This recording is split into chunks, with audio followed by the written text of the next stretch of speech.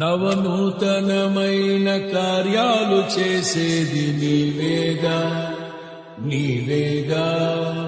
అత్యున్నతమైన స్థలములపై నడిపేది నీవేగా నీవేగా.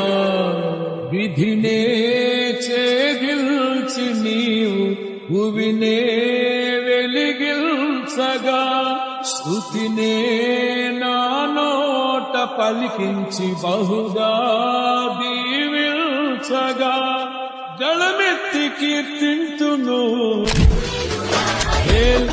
ఎలోహిం నీవే, ఎల్ షద్దాయ్ దేవుడవు, ఎబినేజరువు నీవే, స్తుతి ఘనత మహిమ నీకే.